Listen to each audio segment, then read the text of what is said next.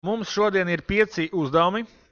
5 uzdevumi, un mēs darbosimies atkal ar datu failiem. Mums ir mapīta dati 11 laboratorijas darbs. Un šī mapīta tad arhivējās līdz mapītai dati, un tur mums ir viens fails darbs un mapīte darbs. Mapītē darbs ir vēl 2 faili dati 1.2 un fails darbinieki. Tad tie ir mūsu izējas dati, un no šiem datiem mēs strādāsim. Es gribētu, lai jūs darbotos failā darbs, kā viņu var atvērt, vai var atvērt arī savu failu, bet tad no tā darba faila ir jāparkopē neliela tabuliņa. No tāda neliela tabuliņa viņa ir vajadzīga, lai mēs varētu veikt papildu aprēķinus turpmāk. Ja? Tā izskatās mūsu fails, kurā jūs varētu pildīt savu darbu. Ja gribat, ja negribat, varat vērt jaunu failu, bet vienīgais nosacījums, ka šai tabuliņai ir jābūt iekšā tajā failā. Tad šī tabuliņa ir failā šeit iekšā. Tā, tagad skatāmies, ko mēs šeit darām. Pirmkārt, mums palika pāri no manis kaut kādi vecie murgi. To var mierīgi izdzēst.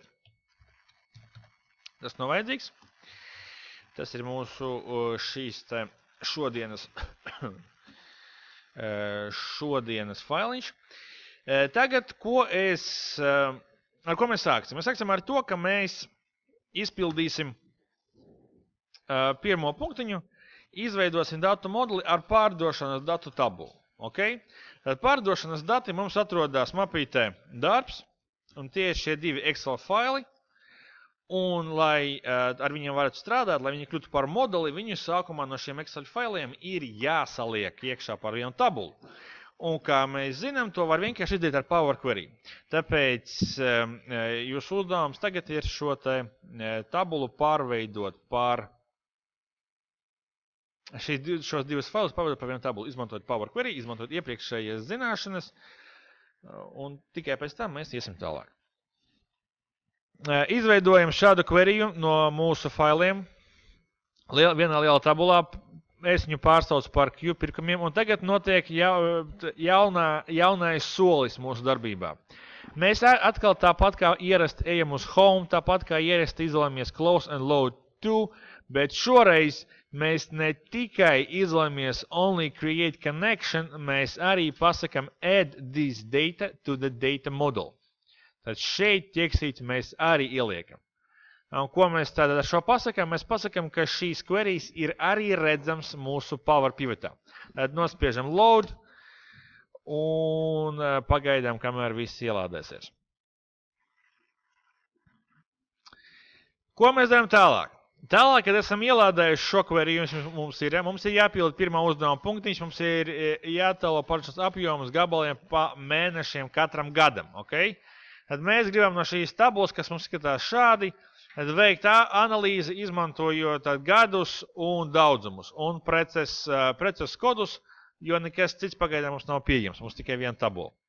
Labi, tad kā jūs atceraties no iepriekšējām reizēm, tas nozīmē, ka mums vajadzēja šo te tabulu ielikt iekšā Excelī un tad palaist pivotu. Šoreiz mēs to nedarīsim, jo mēs izmantojam Power Pivot.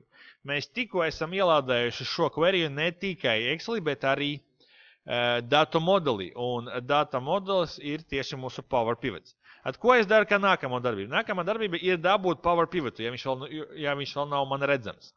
Kā jau es teicu, 13. oficam Power Pivots ir pieejams uzreiz, 16. arī. Ko es daru? Es aizēju uz Developer un uz Come Add-ins.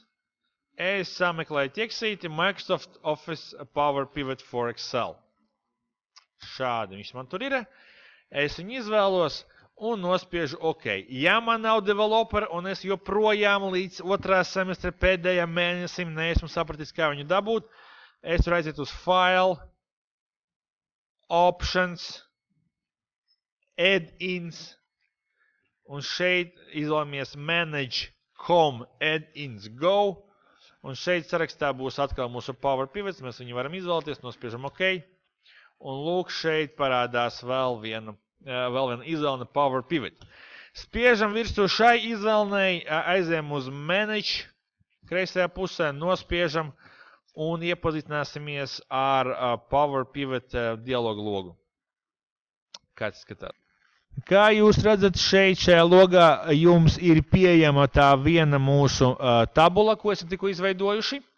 Ar queryiem, lūk, viņa šeit ir pilnīgi visi pieejami, viņu varat visu apskatīt, visā garumā. Viņa saucās Q-pirkumi, un jūs varat pārsaukt šo lietiņu, lai viņa jums liktos loģiskāka. Tad šeit, nevis queryjā, bet Power Pivotā jūs varat pateikt, ka tas ir nevis Q-pirkumi, bet F-pirkumi, jo tā ir faktiskā tabula. Viņš man neļauj. Nu labi, tad nemainīsim. Ok, tad tā ir mūsu tabula šeit. Viņa ir tikai viena pati. Nekādas izmaiņas šeit nav. Ko jūs varat mēģināt šeit izdarīt? Jūs varat pamēģināt pamainīt noformējumus. Paskatīties, vai tas šeit ir iespējams, vai jūs varat nomainīt šim te daudzumam noformējumu no teksta uz veselo skaitli. Un jūs atkal dabūsiet šo pašu paziņojumu. Un te notiek tas pats. Ja es to mainīšu pret datumu, es redzēšu šo pašu paziņojumu. Tad, kā jūs redzat, query ir kā avoti, un jūs viņus varat lietot avotu kontekstā. Nu, un tagad, ja es kaut ko gribu izdarīt, es varu uzreiz no šejienes dabūt pivot table un aiziet darboties. Bet, kā mēs redzam, mums šeit nav ne datumu, ne daudzumu, tāpēc mums ir jāatgriežas pie mūsu queryja, un tur jānoformē atbilstoši pareizi datumus un daudzumus. Tad, ko es daru? Atšķirībā no queryja man nav jāslēdz ciet Power Pivot, es viņu varu vienkārši samazināt šādi. Excels joprojām ir aktīvs. Es aizēju uz Power Query Show Pane. Man parādās šeit mans queries. Es viņu atvēru. Un šeit papildus definēju, ka šis nav vienkārši jebkāds stabiņš day, šis ir tieši datuma stabiņš šādi, un ka šī lietiņa nav jebkāda, šis ir vesels skaitlis. Ja, tad definējot šādi šīs divas lietiņas, atkal nospiežu close and load vienkārši, un ja es tagad atvēršu savu Power Pivotu, es redzēšu, ka šeit man vairs nav problēma.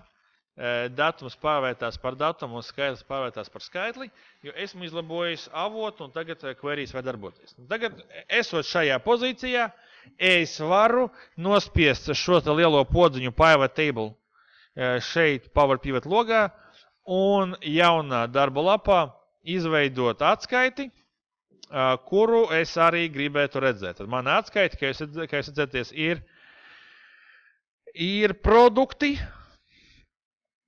daudzumi pa gadiem mēnešiem. Okay? Tad man ir gadi, es viņu varu iemest šeit.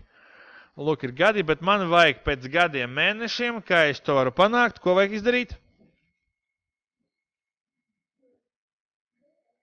Grupēt. Tieši tā, bet tagad skatāmies interesantu lietu. Jūs nevarat grupēt pivotā, ja jūs lietojat Power Pivotu. Tad Pivot Table vairs neļauj grupēt, ja jūs lietojat Power Pivot un jūsu dati nāk no turienes. Okay? Tad tāda ir problēma. Un es gribētu ar šo problēmu uzreiz sākt un viņu atrisināt jau tagad. Okay? Kā mēs to labosim? Darīsim sekojoši. Es jums parādīšu veco variantu. Jaunajā variantā Office 2016 viņš to izdarīs automātiski. Šodien vecajā Office'ā mēs to darīsim pa soļiem, lai jūs izprastu arī šo idejas būtību. Tad, ko es tagad izdarīšu? Lūdzu, paskaties. Pirmām kārtām es uzzināšu, par kādiem datumiem iet runa. Šeit. Kā es to varu izdarīt? Es varu lietot funkciju max, es varu vienkārši sakārtot, es arī to izdarīšu. Es sakārtošu oldest to newest, šādi, un vienkārši uzzināšu, ka mans pirmais datums ir 4. augusts. Es sev šo pierakstu, ja? Ka tas ir 4. augusts pirmais datums 13. gadā. un ka mans pēdējais datums ir 30. aprīlis 16. gadā. Tātad 30. aprīlis 16. gadā. Šādi. Tā. Kāpēc es to daru? Kāpēc es to daru? Jo es gribu izveidot tabulu, kura iemācīs Power Pivotam atšķirt, kāds mēnesis ir šim datumam, kāds gads ir šim datumam, kāda diena ir šim datumam, un varbūt jebkādi citi man svarīgi rādītāji, kas atbilst datumam. Okay? Tātad Pivot Table Excelī mācēja grupēt pēc mēnešiem, gadiem un tā tālāk. Power Pivots to nemāk darīt. Viņam ir jāizstāsta atsevišķi, ir jāveido atsevišķa tabula. Tāpēc tagad es izveidošu tabuliņu šeit ar pāris kolonām. Tad pirmā kolona būs datums, otrā kolona būs diena, tad būs mēnesis, tad būs gads, un tad būs, vēl es rakstīšu, mēnesis V. Tad mēnesis ar vārdiem. Ja? Tas arī man būs vajadzīgs. Es veidošu šo tabuļu. Lai to panāktu, pirmais solis šeit, šajā stabiņā ir jābūt visiem datumiem no 4. augusta 13. gadā līdz 30. aprīlim 16. gadā. Viens no variantiem ir atcerēties pirmā semestra vielu. Pirmā semestra viela skan sekojoši. Ieliekam starta pozīciju, tātad 4. augusts 13. gadam. Šādi. Es jau izkopēšu beigu pozīciju, arī kā datumu. Viņi var arī nekopēt, viņi vienkārši var atcerēties. Es izkopēšu, lai būtu vienkāršāk. Liekam kursoru šeit, šajā pirmajā pozīcijā, pirmajā datumā. Aizējam uz Home, tad Feel Serious. Šeit. Un ko mēs pasakam? Mēs pasakam, lūdzu, kolonās uztaisim man datumus ar soli 1, beigu vērtība 30. aprīlis 16. gadam. Nospiežam OK. Un datumi no 4. augusta līdz 30. aprīlim ir iegūti sekundes simtdaļā. Ja, tātad, kā jau redzam, šādi var darboties. Tālāk, ko es daru ar šo tabuliņu, es viņu pārveidoju par Excel tabulu, un es viņu nosaucu par D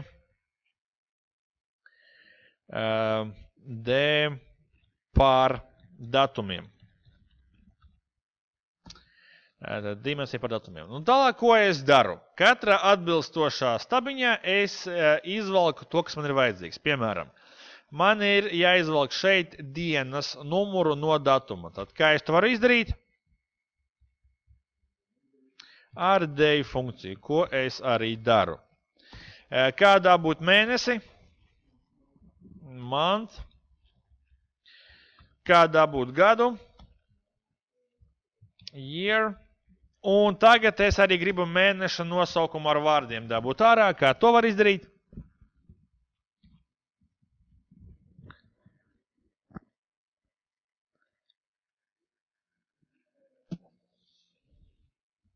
Tad kā to var izdarīt, arī slot domā? Nu?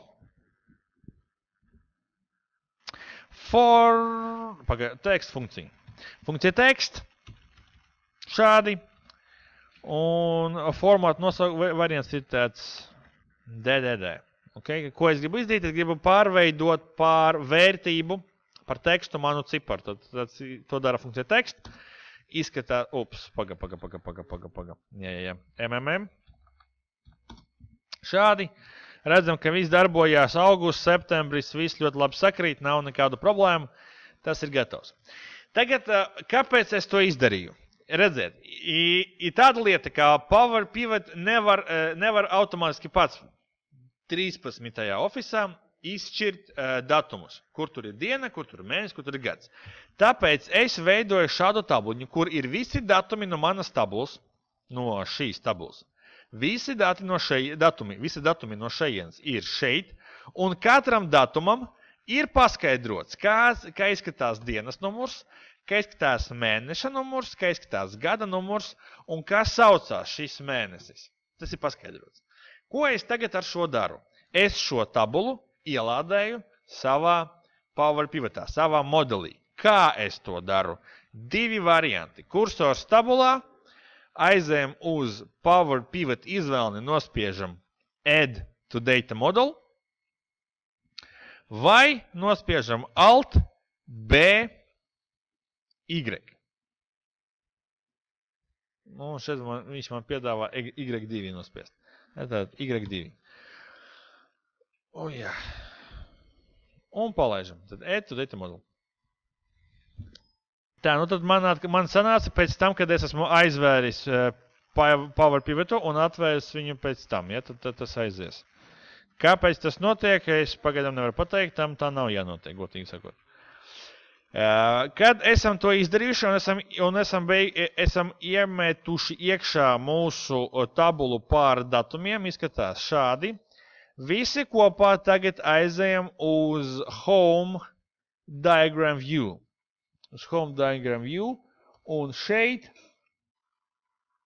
savienojam savā starpā šīs tabulas un pasakam, kā šīs tabulas loģiski savā starpā saistās. Tad mums ir tabula, dimensija tabula par datumiem un mums ir tabula pirkumi. Un tagad skatāmies. Šeit tabulā pirkumi ir datumi.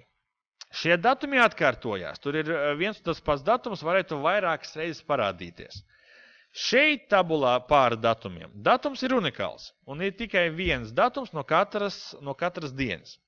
Un mēs šos divus datumus savā starpā savienojam.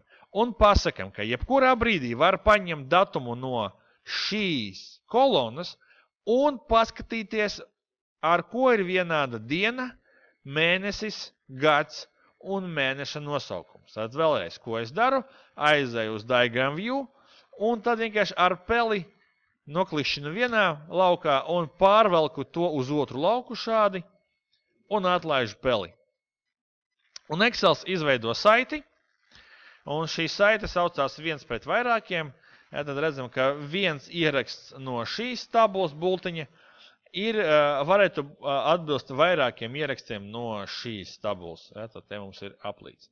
Lūk, šādi savā starpā esam sasaistījuši mūsu tabulas. Tagad skatāmies, kas notiek. Ja mēs atgriezīsimies mūsu Excelī un, ja esat izdzēsuši, jātais no jauna, vai atnāksim līdz mūsu vecajam pivotam, ko esam izveidojuši pirms tam. Man jāveido no jauna, tāpēc es atkal nospiežu pivot table, new worksheet, ok. Šeit jau parādās divas tabulas, ja?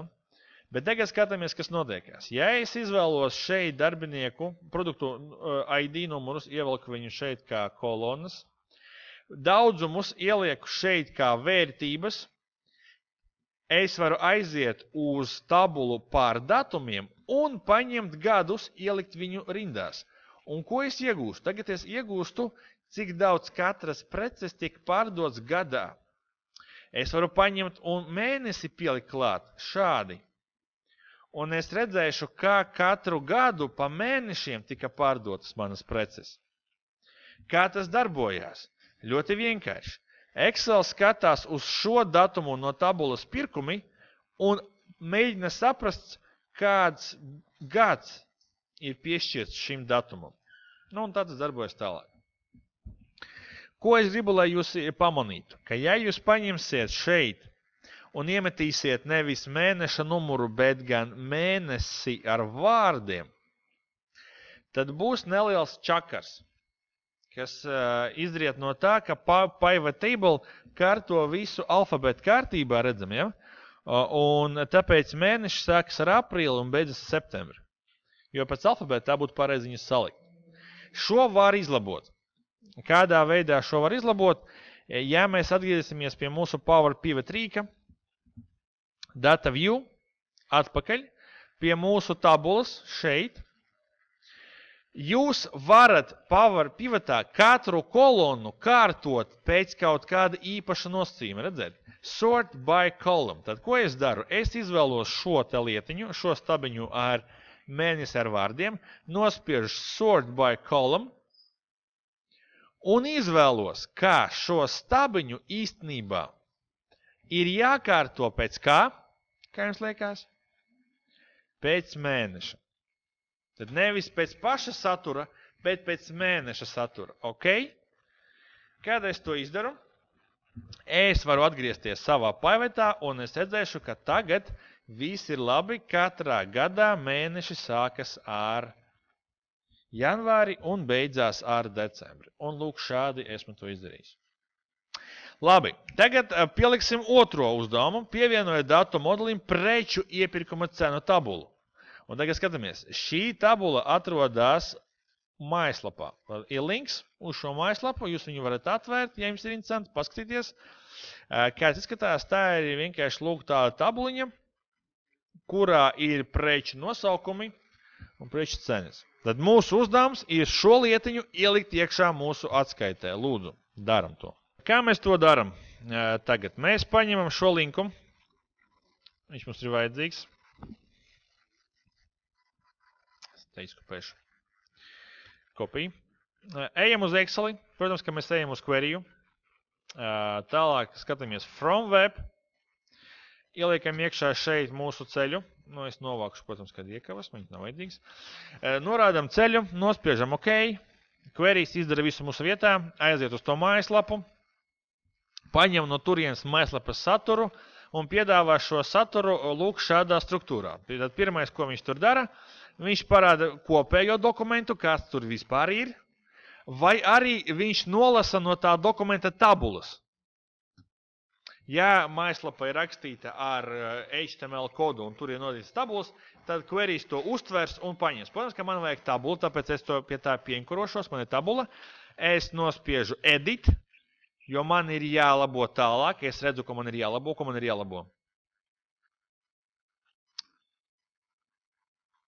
ir jālabo? Vismaz pirmā rindiņa. Jā, tur vēl būs čakari, bet vismaz pirmā rindiņa jālabo. Lūk šādi. Tātad use first row as headers, tā būs man nākamā darbība. Pārsaukt šo visu lietiņu var pār query preces. Varam pārsaukt. Nu, un kur šeit ir vēl problēma?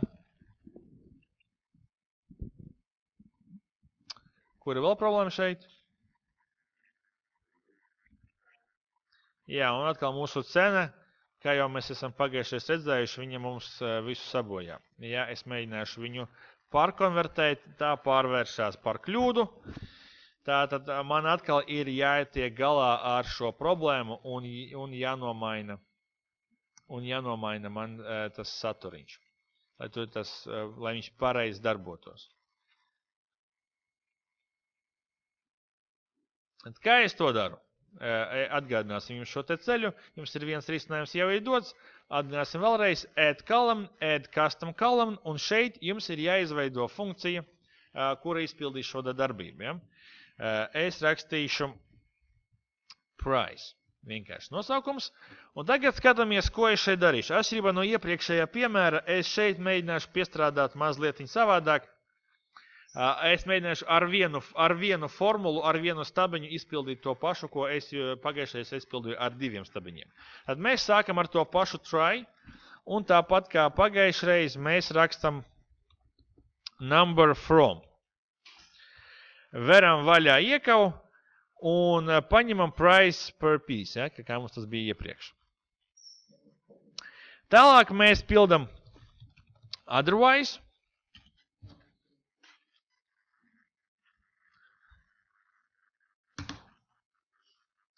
Tad mēs pildam otherwise. Un šeit, kurš atcerās, ko vajadzēja rakstīt šeit?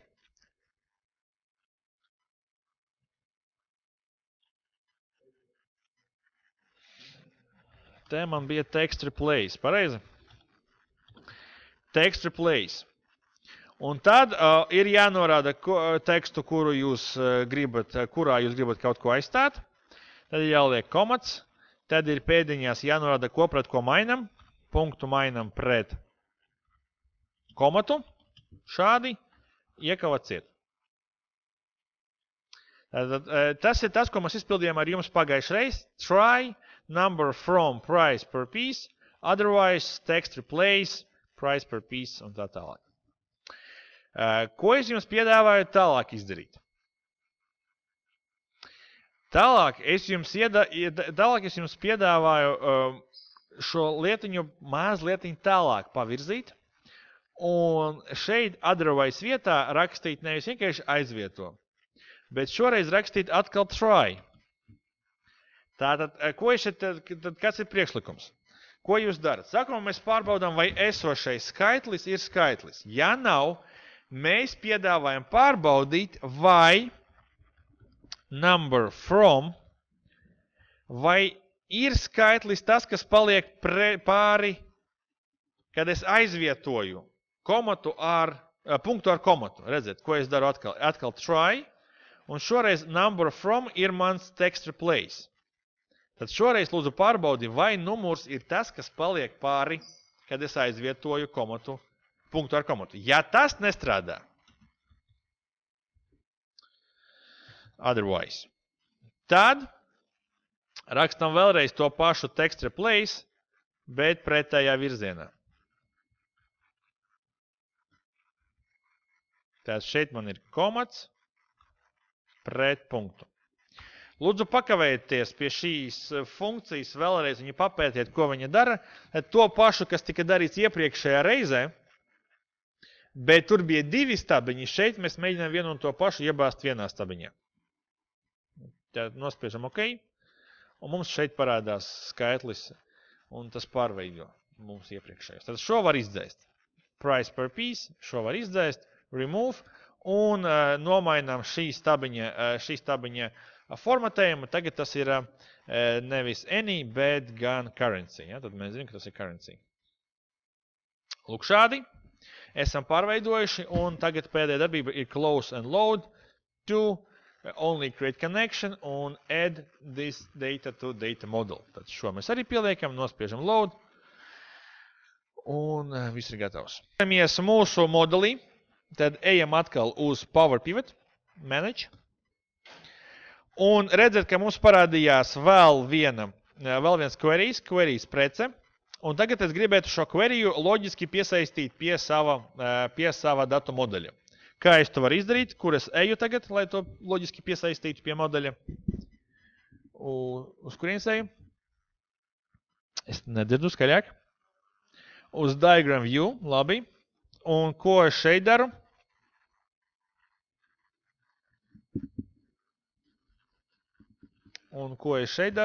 Esmu nonācis līdz Diagram View. Kā man šo tabulu preces loģiski piesaistīt pie sava modeļa?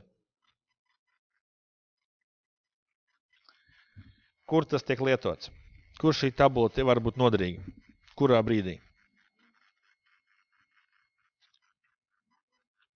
Skaļāk, nav sarežģīti. Es saprotu, ka jūs visi jau zināt atbildi. Davai. Kur?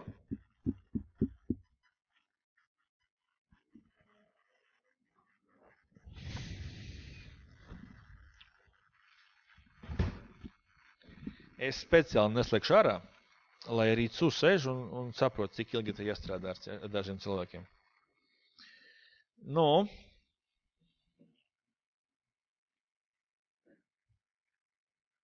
Kā man šīs divas tabulas, preces un pirkumi savā starpā saistīt? Ar Product ID.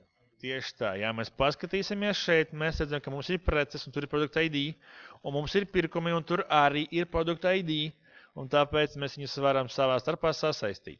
Tagad, nav svarīgi, no kuras tabulas uz kuru tabulu jūs valkat, tāpat rezultāts būs viens un tas pats. Savienosiet, un Excel pateiks jums šādi, te ir unikālās vērtības, un šeit ir atkārtojumi. Tiklīdz jūs esat izveidojuši šo lietiņu, jūs varat mēģināt izpildīt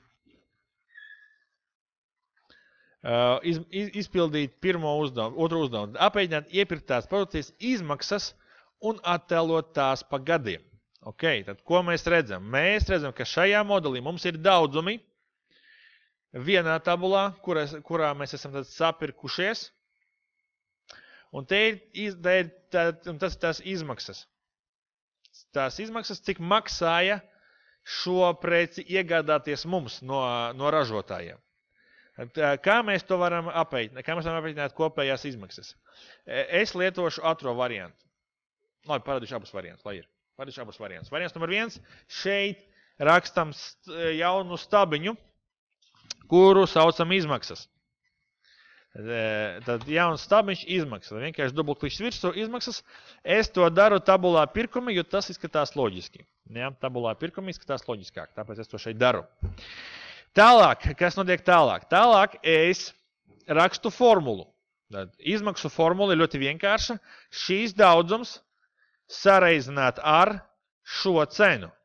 Ja, ļoti vienkārši. Tad kā mēs to realizējam? Viendības zīme. Lūdzu, pamaniet, ka viendības zīme parādās šeit formulas logā, tā neparādās šūnās. Kaut gan kursos it kā ir šūnā, bet parādās šeit. Tālāk, ko es daru? Es norādu šo kolonu. Kvadrāti iekavās Q. Kontekstā viss notiekās, esam tabulā Q pirkumu, līdz ar to arī kontekstā var norādīt vienkārši kvadrāti iekavās. Tagad ir reizinājums. Tagad, kā man norādīt to tabulu? Es rakstu related. Es pasaku, ja, ka tajā tabulā ir kolona, tabulas nosaukums ir Q preces, un tajā tabulā Q preces ir kolona price. Tad šī frāze nozīmē, ka lūdzu paņem saistīto vērtību no tabulas preces kolonas price un sareizini ar atbilstošo daudzumu. Nospiežam enter un esam ieguvuši šeit aprēķinu. Varat nomainīt šim aprēķinam noformējumu, ja pateikt, ka šis tabiņš ir šeit, ka tas ir eiro. Tas tā arī ir. Tāpēc to varat izdarīt. Lūk. Un jau šobrīd, šajā brīdī, jūs varat nospiest pivot table lielo pogu, izveidot jaunu atskaiti jaunā lapā un šoreiz paņemt preces nosaukumu, product name, šādi, un viņam blakus no tabulas pirkumi izdabūt ārā izmaksas. Šādi. Un lūk, jūs redzēsiet, kādas ir izmaksas katrai precei. Otrs variants, kā jūs varat šo pašu izdarīt, ir izmantot aprēķināmos laukus, vai kā to sauc Power Pivotā, calculated fields. Kā tas darbojās? Pirmais solis ir izvēlēties, kurā no šīm šūnām jūs gribat rakstīt. Nav nekādas nozīmes, kurā šūnā jūs to darat, vienīgi, lai jums pašiem būtu skaidrs. Tālāk, kas notiekās? Jūs rakstat nosaukumu tam aprēķinam, kuru jūs veicat tagad. Okay? Nosaukums ir izmaksas. Es rakstu izmaksas.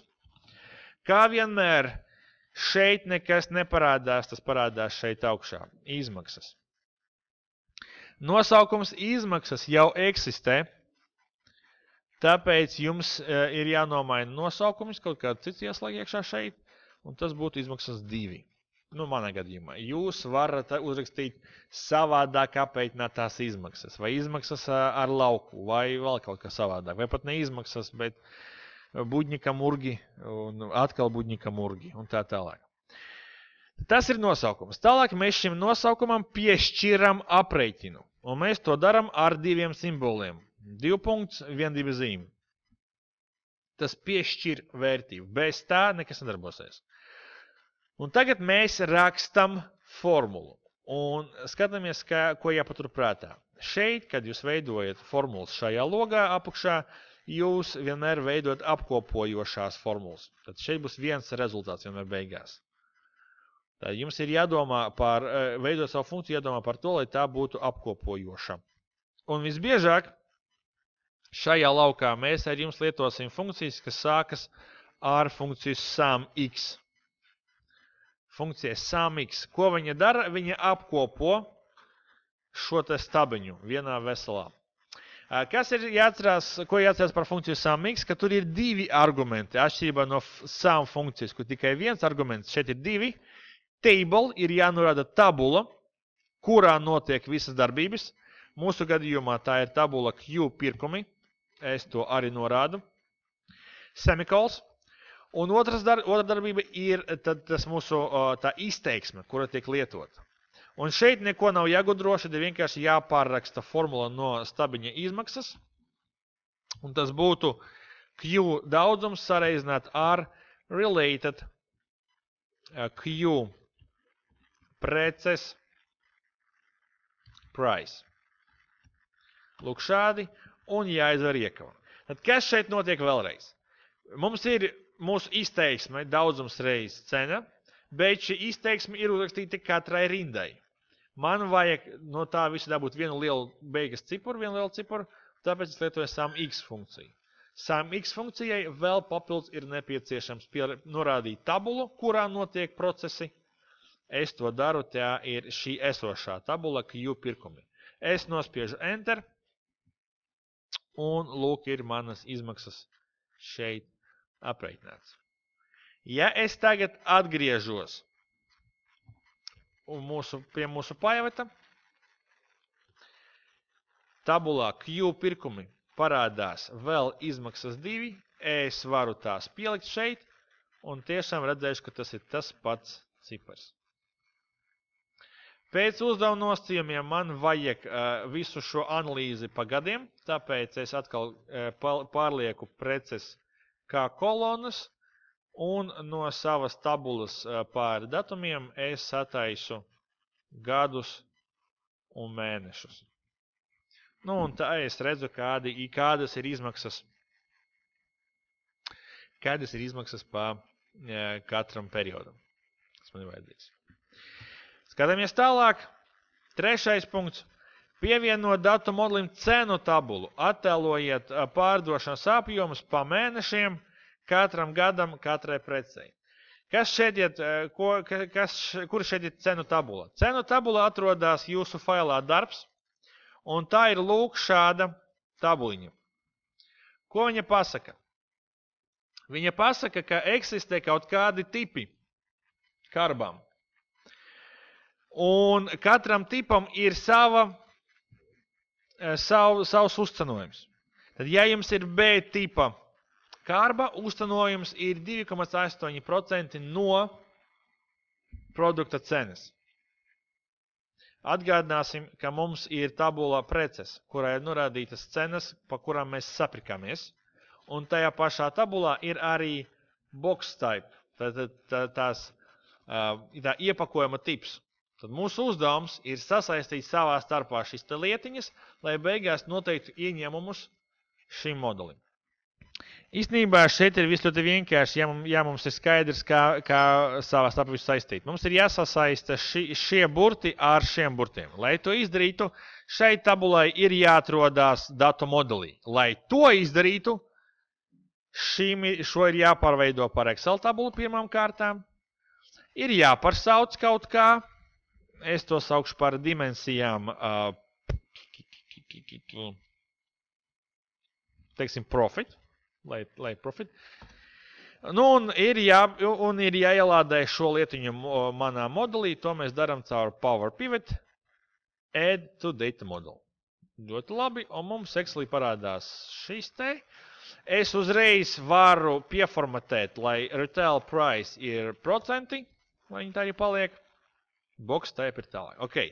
Esam ielādējuši šo lietu mūsu modelī. Tālāk mums ir kaut kādā veidā šo jāsasaista, lai šī tabula nekarātos vienkārši kaut kur blakus, bet lai viņai būtu kaut kāda ideja. Nu, un kā mēs viņu savstarpā saistam?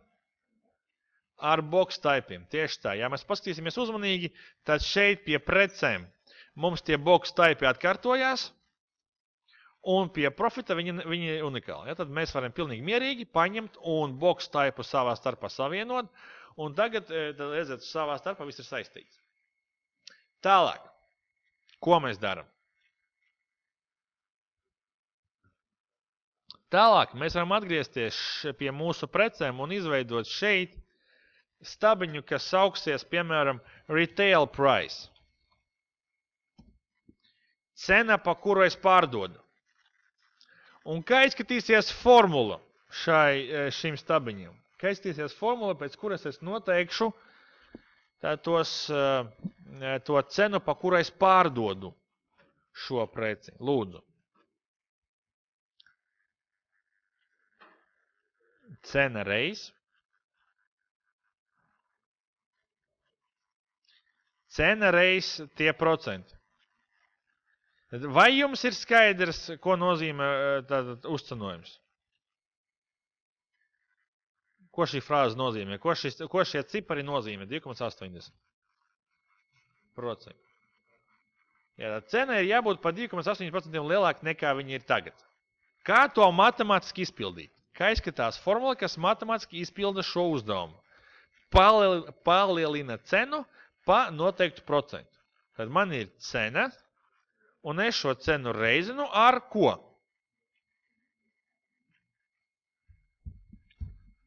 Ar ko es reizinu? Kurš strādā veikalā? Ar 1 plus šie procenti. Tieši tā, tad man te ir ieko vaļā 1 plus, un tagad ir jānorāda tie procenti. Kā es to daru? Kā novirzīt formulu uz pareizo procentu no tabulas profit?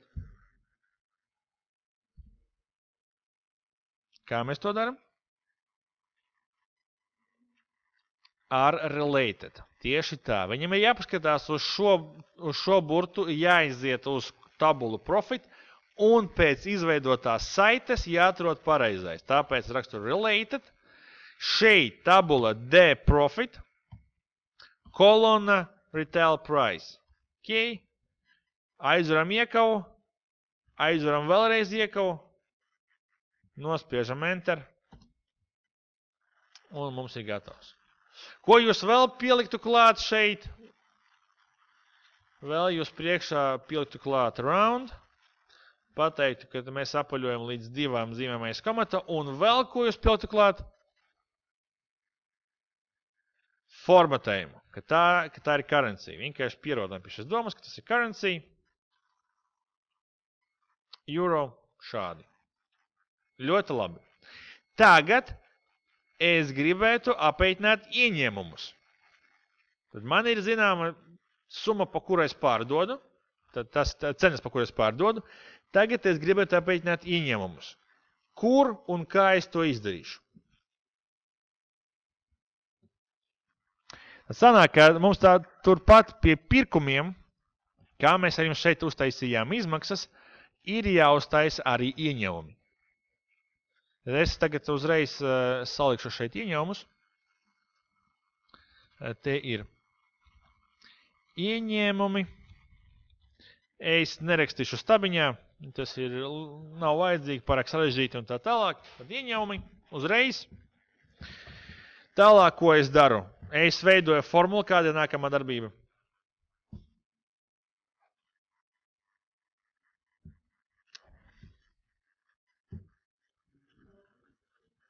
Nu nē, samīgs funkcija, jo man vajag apkopot.